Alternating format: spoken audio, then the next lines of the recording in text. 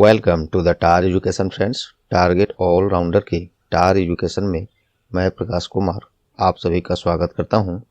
दोस्तों, आज है 3 जनवरी 2022। देखेंगे हम लोग पिछले 2 दिन की, चूँकि संडे को डेली करंट अफेयर्स क्लास टार एजुकेशन पर अभी नहीं कराया जाता है, तो पिछले 2 दिन के सभी महत्वपूर्ण करंट अफेयर्स इस क्लास में हम लोग देखेंगे। इस क्लास का PDF आप टार एजुकेशन के इन सभी सोशल मीडिया प्लेटफॉर्म्स और वेबसाइट से डाउनलोड कर सकते हैं, जिसका इन सभी का लिंक डिस्क्रिप्शन बॉक्स में दिया हुआ है। तो आप वेबसाइट और इस सभी जगहों पर पहुंचें, सभी का लिंक नीचे दिया हुआ है। प्रश्न यहाँ हिंदी इंग्लिश दोनों में है, ऑप्शंस भी दोनों में है। आपसे आग्रह है कि क्लास अंत तक अटेंड करें, तभी आपको इस क्लास का महत्व पता चलेगा। सभी में ये एक्स्ट्रा फैक्ट्स, स्टैटिक्स, ऑप्शन से भी बहुत कुछ आपको मिलेंगे जो आपको औरों से आगे रखेगा। और इस क्लास को आप अंत तक देखें और आपसे आग्रह है कि क्लास यदि परीक्षा उपयोगी लगे तो प्लीज़ वीडियो को लाइक कर देंगे, ज़्यादा से ज़्यादा शेयर करके टार एजुकेशन का सहयोग करें। और चैनल पर नए हैं या चैनल को अब तक सब्सक्राइब नहीं किए हैं तो अभी सब्सक्राइब बटन दबा दें और बेल आइकन भी दबा दें, जिससे आगे आने वाले क्लास का नोटिफिकेशन सबसे पहले आपको मिले। और यदि आप सब्सक्राइब कर चुके हैं तो आपको कुछ नहीं करना, केवल लाइक और शेयर करते रहना है। आपका बहुत बहुत धन्यवाद। तो चलिए बिना देर किए शुरू करते हैं आज का क्लास। पहला प्रश्न है, recently which Pathan Abhiyan has been launched by the union education minister to increase the interest in studies among children. हाल ही में केंद्रीय शिक्षा मंत्री के द्वारा बच्चों में पढ़ाई के प्रति उत्सुकता बढ़ाने के लिए कौन सी पठन अभियान लॉन्च किया गया है? तो ये है, अभियान का नाम है पढ़े भारत। केंद्रीय शिक्षा मंत्री कौन है? श्री धर्मेंद्र प्रधान के द्वारा देश में बाल वाटिका से लेकर ग्रेड 8 तक, अर्थात नर्सरी टू 8 तक बच्चों में पढ़ाई के प्रति उत्सुकता बढ़ाने के उद्देश्य से 100 दिनों के लिए ये पठन अभियान, इसका नाम है पढ़े भारत, का शुरुआत किया गया है। और पठन अभियान पढ़े भारत का शुरुआत नई शिक्षा नीति 2020 के आधार पर किया गया है। अभी वर्तमान केंद्रीय शिक्षा मंत्री, मैंने ऊपर भी बताया, श्री धर्मेंद्र प्रधान हैं। आइए अब ऑप्शन से देखते हैं, बहुत कुछ मिलेगा आपको, ध्यान से सुनिएगा। उन्नति, ये क्या है? उन्नति हाल ही में दिल्ली पुलिस के द्वारा युवाओं को शिक्षित करने और समाज के कमजोर वर्गों से स्कूल छोड़ने वालों को कौशल प्रशिक्षण प्रदान करने के लिए एक ई-लर्निंग प्लेटफॉर्म लॉन्च किया है, उसी का नाम है उन्नति। उम्मीद करता हूँ ये आपको समझ में आया होगा। अभी दिल्ली के मुख्यमंत्री कौन है? अरविंद केजरीवाल हैं। और दिल्ली पुलिस आयुक्त कौन है अभी? तो राकेश अस्थाना है, राकेश अस्थाना। दिल्ली के उपराज्यपाल कौन है? अनिल बैजल। चलिए अगला है ज्ञानदूत 2.0। ये क्या है? तो हाल ही में राजस्थान में एक राजस्थान कॉलेज एजुकेशन डिपार्टमेंट, ये इसके द्वारा ज्ञान 2.0 ये लॉन्च किया गया है। इसमें क्या होगा? तो वर्तमान में जो या रिटायर्ड कॉलेज के प्रोफेसर्स हैं, वे लोग अपनी स्वेच्छा से ऑनलाइन क्लास फ्री में प्रोवाइड कराएंगे, जो जैसे कि अभी महामारी चल रही है इसमें, और वैसे बच्चे जो कमज़ोर तबके के हैं, अन्य क्लास नहीं कर सकते हैं, तो वैसे बच्चों की सहायता के लिए राजस्थान कॉलेज एजुकेशन डिपार्टमेंट के द्वारा यही ज्ञान 2.0 एक ऑनलाइन क्लास है, ये शुरू किया गया है। यही है ज्ञान 2.0।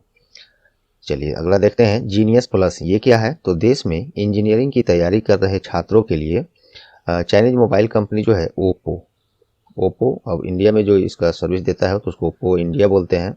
तो ओप्पो इंडिया और IIT दिल्ली, अपना जो देश का है IIT दिल्ली, ओप्पो इंडिया और IIT दिल्ली, ये मिलकर जीनियस प्लस एक अभियान और स्कॉलरशिप प्रोग्राम है चलाया है। इसमें क्या होगा? तो इंजीनियरिंग कर रहे छात्रों के कौशल विकास के लिए, उनको और विकास के लिए, उनकी सहायता के लिए ये जीनियस प्लस और स्कॉलरशिप प्रोग्राम शुरू किया गया है। तो पहले प्रश्न से ये सारे फैक्ट्स, ये ऑप्शन से भी इतने चीज़ आपको मिले, और ये पूरे टोटल जो है ये ऑप्शंस में है, हाल फिलहाल में न्यूज़ में करंट अफेयर्स में रहे हैं। उम्मीद करता हूँ यहाँ से आपको सीखने को मिला होगा, परीक्षा उपयोगी लगा होगा। अगला प्रश्न है, हाल ही में किसे रेलवे बोर्ड के नए अध्यक्ष और कार्यकारी अधिकारी के रूप में नियुक्त किया गया है? सही जवाब है विनय कुमार त्रिपाठी। विनय कुमार त्रिपाठी को रेलवे बोर्ड के नए अध्यक्ष और कार्यकारी अधिकारी बनाया गया है। चलिए अब देखते हैं, बात हुई है रेलवे की, तो रेलवे के बारे में कुछ महत्वपूर्ण पॉइंट्स देख लेते हैं। भारत में पहली ट्रेन 16 अप्रैल 1853 को बॉम्बे के बोरीबंदर स्टेशन से थाने स्टेशन के बीच 34 किलोमीटर दूरी के लिए चलाई गई थी। रेलवे बोर्ड की स्थापना 1905 में हुई थी। भारतीय रेलवे में कुल कितने जोन हैं? तो 18 जोन है, 18 रेलवे जोन है, जिसमें कोलकाता मेट्रो को शामिल करके ये है 18 रेलवे जोन। और भारत के सबसे पहले रेल मंत्री कौन थे? जॉन मथाई थे। तो वर्तमान में रेल मंत्री कौन है? श्री अश्वनी वैष्णव है। चलिए नेक्स्ट, अब इसमें ऑप्शंस देखते हैं। संजय अरोरा हाल ही में न्यूज में रहे हैं, क्यों? तो सशस्त्र सीमा बल अर्थात SSB सशस्त्र सीमा बल के महानिदेशक का अतिरिक्त प्रभार किन्हें दिया गया है? संजय अरोरा को। 1-2 दिन पहले की न्यूज है ये। सशस्त्र सीमा बल के महानिदेशक का अतिरिक्त प्रभार संजय अरोरा को दिया गया है। इसके पहले 31 दिसंबर 2021 को जो निवर्तमान अब कुमार राजेश चंद्र ये थे, इसके अध्यक्ष थे। SSB कहाँ दूसरा ऑप्शन था ना, SSB के महानिदेशक इसके पहले कुमार राकेश चंद्रा थे। इन्हीं का जगह पर अब अतिरिक्त प्रभार फिलहाल दिया गया है संजय अरोरा को, SSB के महानिदेशक। और एक्चुअली में ये संजय अरोरा है कहाँ अभी? तो ये अभी वर्तमान में ITBP के महानिदेशक हैं। ये आप अलग से याद रखेंगे, ITBP के महानिदेशक हैं संजय अरोरा। अब इनको SSB का भी अतिरिक्त प्रभार दिया गया है। दूसरा ऑप्शन तो आंसर ही हो गया। विक्रम मिश्री ये क्यों न्यूज में रहे हैं? तो हाल ही में उपराष्ट्रीय सुरक्षा सलाहकार, डिप्यूटी नेशनल सिक्योरिटी एडवाइजर, इनको इस पद का नाम है उपराष्ट्रीय सुरक्षा सलाहकार, किसे बनाया गया है? ये बनाया गया है विक्रम मिश्री को।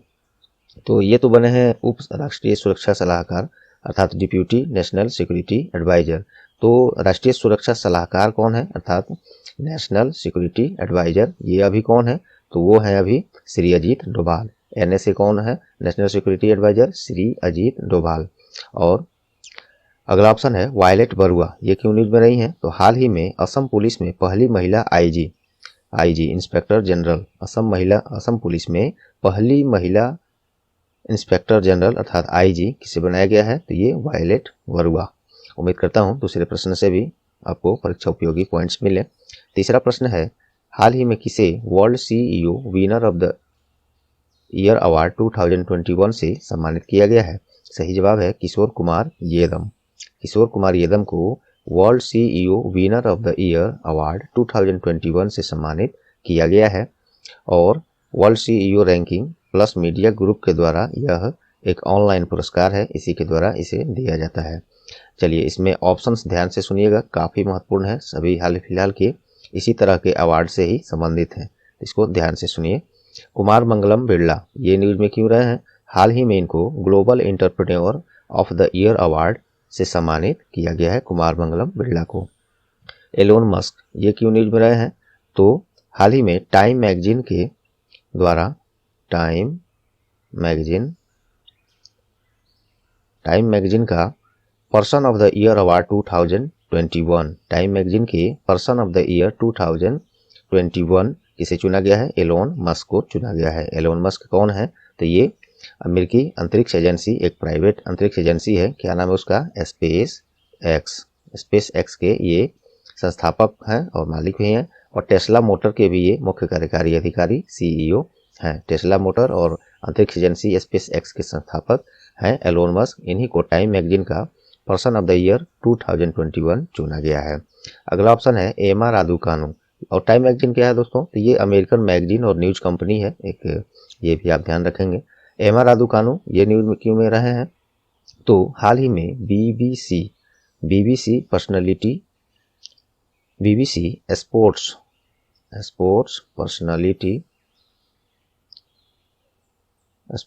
पर्सनालिटी ऑफ द ईयर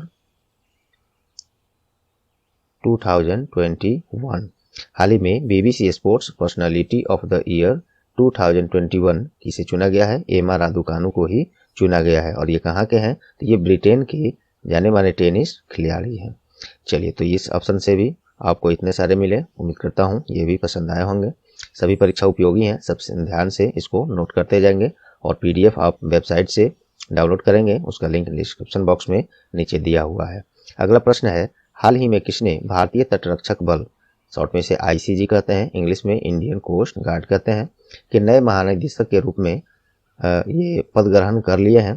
तो इसका सही जवाब है BS पठानिया। BS पठानिया भारतीय तटरक्षक बल के नए महानिदेशक के रूप में पद ग्रहण कर लिए हैं और ये भारतीय तटरक्षक बल के 24वें महानिदेशक हैं। ये भी आप याद रख सकते हैं, कभी कभी इस तरह का प्रश्न भी अब आजकल पूछ लिया जाता है। तो 24वें महानिदेशक बने हैं ICG के, और ICG के बारे में देख लेते हैं, अर्थात इंडियन कोस्ट गार्ड। इसका स्थापना 1 फरवरी 1977 में, और इंडियन कोस्ट गार्ड दिवस कब मनाया जाता है? 1 फरवरी को ही मनाया जाता है। महानिदेशक तो उन्हीं के यहाँ पे प्रश्न बनकर आया है, BS पठानिया 24वें क्रम के। मुख्यालय इसका नई दिल्ली है। आइए अब इसके ऑप्शंस देखते हैं। संजीव मेहता ये हाल ही में क्यों न्यूज में रहे हैं? तो इनको हाल ही में फिक्की, FICCI क्या फुल फॉर्म होता है, इसको मैं अभी बताता हूँ। फिक्की के, अच्छा यह जान ही लीजिए, फिक्की अर्थात federation of Indian chamber of commerce and industry. इसी फिक्की के ये नए प्रमुख अर्थात प्रेसिडेंट बनाए गए हैं। कौन? संजीव मेहता। फिक्की के बारे में आइए आपको टेक्स्ट फॉर्म में कुछ और बता देता हूँ। टेक्स्ट फॉर्म या यहीं पे फुल फॉर्म मैंने बता ही दिया।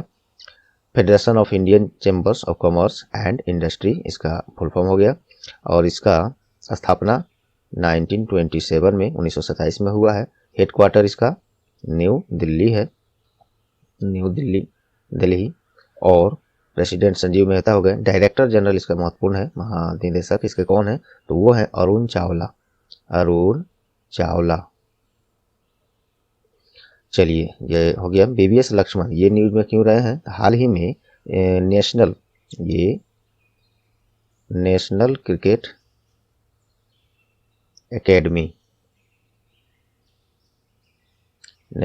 एकेडमी के प्रमुख के रूप में किसने पदभार ग्रहण किया है? तो ये BVS लक्ष्मण वही पूर्व क्रिकेटर हैं। इन्होंने नेशनल क्रिकेट एकेडमी के प्रमुख का पदभार अभी हाल ही में ग्रहण किए हैं, और ये राहुल द्रविड़ का स्थान लिए हैं, जो कि राहुल द्रविड़ अब क्या कर रहे हैं? तो वो राहुल द्रविड़ अभी भारतीय क्रिकेट टीम के सीनियर जो टीम है उसके कोच बने हैं राहुल द्रविड़, ये भी आप याद रख सकते हैं। अगला है मोहित जैन, ये न्यूज में क्यों रहे हैं? तो भारतीय समाचार पत्र सोसाइटी अर्थात INS, Indian newspaper society, Hindi में इसको भारतीय समाचार पत्र सोसाइटी कहते हैं, उसके नए अध्यक्ष कौन बनाए गए हैं? तो ये मोहित जैन को ही बनाया गया है। अगला प्रश्न देखते हैं। हाल ही में एक गोल्डन गर्ल के नाम से प्रसिद्ध अमेरिकी अभिनेत्री और कॉमेडियन का हाल ही में निधन हो गया है। कॉमेडियन यहाँ पे लिखा नहीं हूँ, लेकिन वो कॉमेडियन है, मैं उनके बारे में पढ़ा है आज। तो गोल्डन गर्ल के नाम से प्रसिद्ध अमेरिकी अभिनेत्री का निधन हो गया है। उनका नाम क्या है? तो सही जवाब है बेट्टी वाइट इनका नाम है, और अमेरिका से हैं, बिलोंग करते हैं। अमेरिका के बारे में कुछ जान लेते हैं।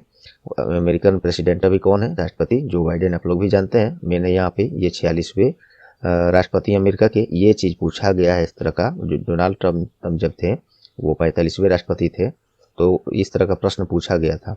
तो जो बाइडेन अब 46वें राष्ट्रपति हैं अमेरिका के, और राजधानी आप लोग जानते हैं उसका, कैपिटल वाशिंगटन DC। चलिए बाकी ऑप्शंस देखते हैं, ध्यान से इसको भी सुनिए। GT नानावती ये न्यूज में क्यों रहे हैं? तो GT नानावती सर्वोच्च न्यायालय के पूर्व न्यायाधीश, और 2002 में जो गोधरा दंगा हुआ था, 1984 में सिख विरोधी दंगा हुआ था, इन सभी के जांच आयोग का नेतृत्व किए इन्होंने ही किया है, और सुप्रीम कोर्ट के पूर्व न्यायाधीश भी हैं। तो इन्हीं का निधन, यही है वो, उनका निधन हो गया है। क्या नाम है? GT नानावती। तो ये काफ़ी प्रमुख जांच पड़तालों की अध्यक्षता किए हैं और पूर्व न्यायाधीश हैं, इसलिए ये न्यूज में रहे हैं ज़्यादातर। इनका जब देहांत हुआ तो GT नानावती। शारदा मेनन क्यों न्यूज में रहे हैं? तो भारत की पहली महिला मनोचिकित्सक और स्वास्थ्य क्षेत्र में अहम योगदानकर्ता का निधन हो गया है। वो कौन है भारत की पहली मनोचिकित्सक? वही है शारदा मेनन, जिनका हाल ही में निधन हो गया है। E.O. विल्सन ये कौन है? इनका भी हाल ही में निधन हो गया है। देखिए, जैव विविधता के पिता कहे जाने वाले जाने माने जीव विज्ञानी का हाल ही में निधन हो गया है। क्या नाम है उनका? वही है विल E.O. विल्सन। चलिए अगला प्रश्न देखते हैं। हाल ही में आयोजित अंडर 19 एशिया कप 2021 का फाइनल मुकाबला किस टीम ने जीता है? ये प्रश्न मैं पिछले क्लास में 1 तारीख के ही क्लास में मैं करा चुका हूँ। आज 3 तारीख है, ये पुनः मैं इसको दे दिया हूँ। काफ़ी इम्पोर्टेंट है ये प्रश्न, नहीं तो 1 जनवरी 2022 को ही इसको मैं करा दिया था 2 दिन पहले। तो अंडर 19 एशिया कप 2021 का फाइनल मुकाबला किसने जीता है, किस टीम ने? तो ये अपना देश भारत ने जीता है। भारत ने किसको हराकर? श्रीलंका को हराकर यह खिताब अपने नाम किया है। और कुछ महत्वपूर्ण पॉइंट्स इसमें ये देखते हैं। और ये भारत का इस में अंडर 19 एशिया कप में 8वीं जीत है। और एक बड़ी बात ये कि भारत जब जब फाइनल में पहुंचा है तब फाइनल मैच को जीत लिया है, कभी भी हारा नहीं है। जैसे जब भी फाइनल में पहुंचा है, तो इस तरह से 8वीं जीत है भारत का अंडर 19 एशिया कप में। और इसका फाइनल मुकाबला, इसका आयोजन दुबई इंटरनेशनल क्रिकेट स्टेडियम में 31 दिसंबर 2021 को किया गया था। और ये जो टीम जीता है, इस टीम के कप्तान कौन थे? तो ये यश धोल थे। भारतीय क्रिकेट टीम के जो अंडर 19 टीम है उसके कैप्टन कप्तान रहे हैं यश धोल। इस तरह से आपको थोड़ा टफ करना होगा एग्जाम को, तो एग्जामिनर ऐसा पूछ सकता है। और ये अंडर 19 एशिया कप जो है 50 ओवरों वाला ये प्रारूप वाला खेल है और प्रत्येक 2 वर्ष पर आयोजित किया जाता है। और इसका पहला संस्करण 1989 में खेला गया था, 1989 में। क्रिकेट से बहुत सारी बात हो गई ऊपर, तो ये भी देख लेते हैं। BCCI ये क्या है? तो ये भारत में क्रिकेट जितने भी खेल होते हैं उसको वो BCCI के अंडर में ही देखरेख में कराया जाता है। तो इसके बारे में देखिए। Board of control of cricket in India BCCI का पूर्ण रूप है। स्थापना 4 दिसंबर 1928 को। और इसके प्रेसिडेंट सौरभ गांगुली हैं जो 39वें क्रम के हैं। और सेक्रेटरी जनरल इसके जैसा हैं, ये वर्तमान में भारत के गृह मंत्री। और एक नया मंत्रालय बना है हाल ही में, सहकारिता मंत्रालय। इन दोनों के मंत्री श्री अमित शाह के ये पुत्र हैं। तो ये सब आप याद रखेंगे। ऑप्शन इसमें है, हाँ ऑप्शन भी है। ऑप्शन ध्यान से देखिए, इसके बारे में कुछ और हाल फिलहाल में आपको मालूम है। प्रश्न जैसे होते हैं ऑप्शंस में उसी के अनुसार रखता हूं, ताकि उससे रिलेटेड क्वेश्चंस कुछ आपको करंट अफेयर्स के, क्योंकि ये करंट अफेयर्स का क्लास है तो मकसद वही रहता है करंट अफेयर और ज़्यादा से ज़्यादा आपको हाल फिलहाल का रिवीजन करा दिया जाए, साथ में एक्स्ट्रा फैक्ट स्टैटिक्स ये भी कराया जाए। बांग्लादेश हाल ही में क्यों न्यूज में रहा है? तो Saif Saif under 19 women's championship ये 2021 का सैफ अंडर 19 वीमेन चैंपियनशिप 2021 का खिताब किस देश ने जीता है? तो ये बांग्लादेश की टीम ने जीता है। क्या ये महिला वर्ग वाला है? सैफ अंडर 19 वीमेन चैंपियनशिप 2021 का खिताब बांग्लादेश की टीम ने जीता है। सैफ का फुल फॉर्म क्या होता है? पहले इसको कुछ टेक्स्ट फॉर्म में ही मैं आपको या ऐसे ही बता देता हूँ मैं। सैफ का फुल फॉर्म क्या होता है? ये क्रिकेट से खेल से संबंधित है दोस्तों। इसका फुल फॉर्म जब पढ़िएगा तो पता चल जाएगा। जैसे सैफ का फुल फॉर्म होता है साउथ एशियन फुटबॉल फेडरेशन। तो यही है Saif under 19 women championship 2021 Bangladesh की टीम ने जीता है। और इसका आयोजन कहाँ किया गया था? तो बांग्लादेश की राजधानी ढाका में किया गया था इसका आयोजन। और इसके बारे में और कुछ बता देते हैं। चलिए ठीक है, ये काफ़ी इतना ज़्यादा कुछ एक बार में बाउंस करेगा आपको भी। चलिए साउथ कोरिया न्यूज़ में क्यों रहा है? तो एशियाई चैंपियंस ट्रॉफी पुरुष हॉकी टूर्नामेंट 2021 किस देश ने जीता है? तो ये साउथ कोरिया ने जीता है। एशियाई चैंपियंस ट्रॉफी पुरुष हॉकी टूर्नामेंट 2021 साउथ कोरिया ने जीता है। और इसमें इसका आयोजन बांग्लादेश के ढाका में ही किया गया था, ये भी ध्यान रखेंगे। और फाइनल मुकाबला में ये साउथ कोरिया जो है जापान को हराकर यह एशियाई चैंपियंस ट्रॉफी पुरुष हॉकी टूर्नामेंट 2021 जीता है। मलेशिया क्यों न्यूज में रहा है? तो Asian team squash championship 2021 Asian team squash championship 2021 का खिताब किसने जीता है? तो ये मलेशिया ने जीता है। चलिए, तो ये सभी ऑप्शंस और ये एक्स्ट्रा फैक्ट्स आपको मिले। उम्मीद करता हूँ यहाँ तक सब कुछ आपको परीक्षा उपयोगी लगे होंगे, आपको बहुत कुछ सीखने को मिला होगा। अब यहाँ से कुछ प्रश्न हम लोग केवल एक्स्ट्रा फैक्ट के साथ, इसमें MCQ ऑप्शंस मैंने फॉर्म नहीं किया है। आप लोग से जितना उम्मीद किया जा रहा है उतना सहयोग अभी आप लोग कर नहीं रहे हैं, इसलिए उतना जितना होना चाहिए, जितना एफर्ट्स इस क्लास में दोस्तों लगाया जा रहा है, आप देख रहे हैं प्रत्येक प्रश्न में कितने सारे एक्स्ट्रा फैक्ट, ऑप्शंस ऑप्शंस में भी उतने चीज़ आपको वो भी बिल्कुल रिलेटेड फैक्ट्स और करंट अफेयर्स बताए जा रहे हैं, जो जिससे कि आपका रिवीजन भी हो रहा है। और ज़्यादा से ज़्यादा एक चीज़ के साथ कई चीज़ें लिंक करके जब आप पढ़ते हैं तो उस तरह से एक याद करने का तरीका अच्छा होता है। उस तरह से बहुत कुछ एक बार में सुन के ही रोज़ याद हो जाता है। इतने एफर्ट्स लगाने के बाद भी अगर आप लोग लाइक शेयर और टार एजुकेशन के फैमिली बढ़ाने में सहयोग नहीं करते हैं तो थोड़ी सी उदासी होती है। आप लोग से उम्मीद करूंगा कि आगे आप लोग सहयोग करेंगे, तभी पढ़ाने में और इंटरेस्ट और इससे भी बेहतर करने के लिए हम लोग भी प्रोत्साहित होंगे। चलिए यहाँ से प्रश्न एक्स्ट्रा फैक्ट के साथ इन सभी के साथ कुछ और महत्वपूर्ण प्रश्न है, देख लेते हैं। तो हाल ही में रक्षा अनुसंधान एवं विकास संगठन DRDO ने अपना स्थापना दिवस मनाया है। वर्तमान में DRDO के अध्यक्ष कौन है? तो जी सतीश रेड्डी हैं। रक्षा अनुसंधान और विकास संगठन DRDO 1 जनवरी 2021 को इस बार अपना 64वां स्थापना दिवस मनाया है। ये प्रश्न में ये इस तरह से पूछा जा रहा है आजकल। तो ये 64वां स्थापना दिवस है DRDO का, 1 जनवरी 2021 को मनाया गया है। और आज ही के दिन 1 जनवरी 1958 में भारत को विज्ञान और प्रौद्योगिकी और विशेष रूप से सैन्य प्रौद्योगिकियों के मामले में मजबूत और आत्मनिर्भर बनाने के लिए DRDO का गठन किया गया था। DRDO के बारे में और कुछ देख लीजिए, महत्वपूर्ण है। फुल फॉर्म DRDO का होता है defence research and development organisation. स्थापना 1958 में, हेडक्वार्टर न्यू दिल्ली है और चेयरमैन जी सतीश रेड्डी हैं, जो कि प्रश्न में इसका जवाब था। चलिए अगला प्रश्न है, हाल ही में किस बीमा कंपनी के द्वारा DG जोन का शुरुआत किया गया या लॉन्च किया गया है या अनावरण किया गया है? तो DG जोन का उद्घाटन किया है LIC ने किया है। LIC जो है Bharatiya Jeevan Bima Nigam life insurance corporation of India के द्वारा मुंबई स्थित बांद्रा कुर्ला कॉम्प्लेक्स में DG जोन का शुभारंभ किया गया है। इससे क्या होगा? तो DG जोन में जो है LIC अपनी सभी उत्पाद और सेवाओं के बारे में डिजिटल रूप से जानकारी देगा। LIC के बारे में देख लीजिए, life insurance corporation of India. इसकी स्थापना 1 सितंबर 1956 में, हेडक्वार्टर मुंबई है और चेयरमैन MR कुमार है।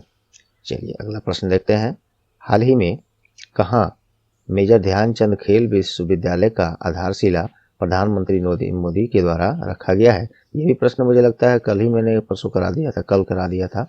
खैर महत्वपूर्ण है, देख लीजिए। तो मेजर ध्यानचंद खेल विश्वविद्यालय का आधारशिला कहाँ रखा गया है मोदी जी के द्वारा? तो ये मेरठ, उत्तर प्रदेश के मेरठ में रखा गया है। उत्तर प्रदेश का राजधानी लखनऊ है। मुख्यमंत्री योगी आदित्यनाथ हैं। राज्यपाल आनंदीबेन पटेल हैं। अगला प्रश्न है, हाल ही में PM किसान योजना के तहत किसानों के खाते में 10वीं किस्त जमा की गई है। तो प्रश्न ये है कि इस योजना का शुरुआत कब किया गया था? तो ये 2019 में। इस तरह के प्रश्न आजकल बहुत पूछे जा रहे हैं। किसी योजना का नाम दिया जा रहा है और वो कब शुरू किया गया था, ऐसे प्रश्न बिल्कुल पूछे जा रहे हैं। तो PM किसान योजना फरवरी 2019 में के आसपास में ये इसकी घोषणा हुई थी, अर्थात सन पूछे तो 2019 में ही इसको शुरुआत किया गया था। इसके बारे में थोड़ा सा और जान लीजिए। PM किसान योजना ऐसे बहुत लोग जानते ही होंगे, ये है क्या होता है इसमें? तो इसका शुरुआत तो फरवरी 2019 में किया गया था। इस योजना के तहत छोटे और मध्यम किसानों को वित्तीय सहायता के रूप में प्रत्येक 4 महीने पर 2-2 हज़ार रुपये, अर्थात पूरे 1 वर्ष की बात करें तो 1 वर्ष में 6,000 रुपये सीधे किसानों के खाते में डायरेक्ट बेनिफिट ट्रांसफ़र के द्वारा, DBTL के द्वारा इनके खाते में ट्रांसफ़र किया जाता है। से यहाँ पे स्पेस होगा, एक सट गया है ये, तो ट्रांसफ़र किया जाता है। और केंद्रीय कृषि और किसान कल्याण मंत्री अभी कौन है? श्री नरेंद्र सिंह तोमर हैं। चलिए नेक्स्ट देखते हैं। अगला है, हाल ही में बिहार का नया मुख्य सचिव नियुक्त किया गया। ये प्रश्न सभी के लिए महत्वपूर्ण तो नहीं है, लेकिन हाँ बिहार स्तरीय कोई एग्जाम्स होता है तो उसमें ये बिल्कुल ऐसे प्रश्न पूछे जा सकते हैं। तो बिहार के नए मुख्य सचिव कौन बनाए गए हैं? अमीर सुबहानी। काफ़ी और ये इनके बारे में एक और फैक्ट है, ये बिहार कैडर से 1987 बैच के भारतीय प्रशासनिक सेवा IAS टॉपर रह चुके हैं। तो काफ़ी इनके बारे में पॉजिटिव बहुत कुछ इनके बारे में सुना गया है।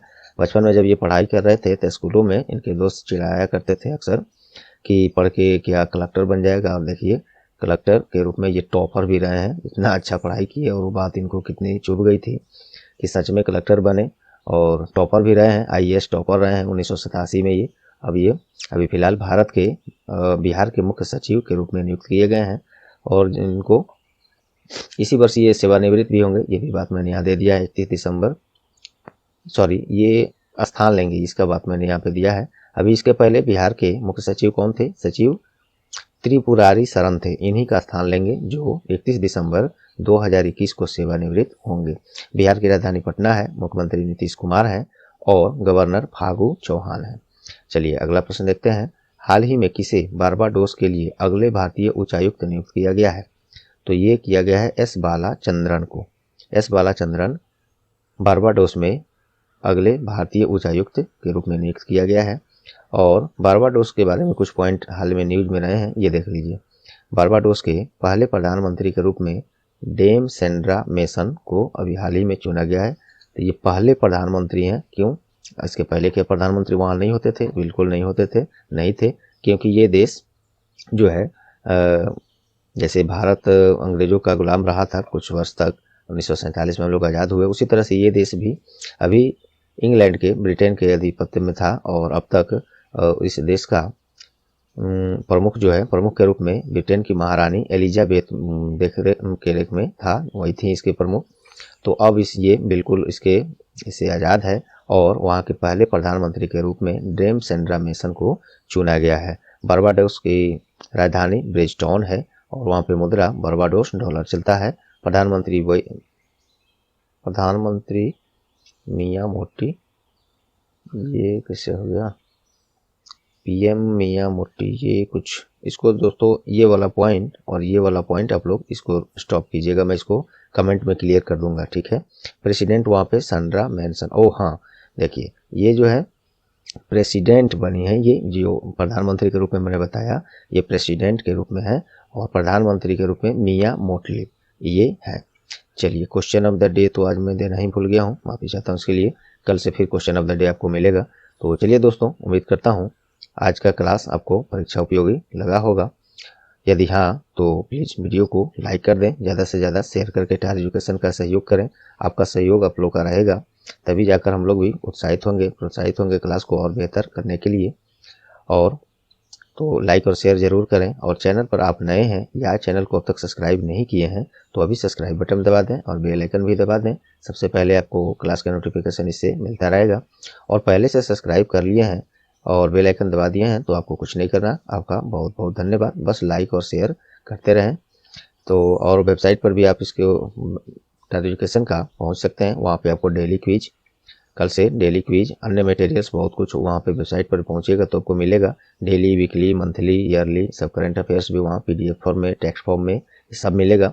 तो टार एजुकेशन के वेबसाइट पर ज़रूर विजिट करें, लिंक डिस्क्रिप्शन बॉक्स में है, या गूगल में केवल सर्च कीजिएगा टार एजुकेशन तो भी आपको मिल जाएगा, लिंक फर्स्ट में ही आएगा। तो चलिए मिलते हैं अगले महत्वपूर्ण क्लास में, तब तक के लिए good bye, all the best.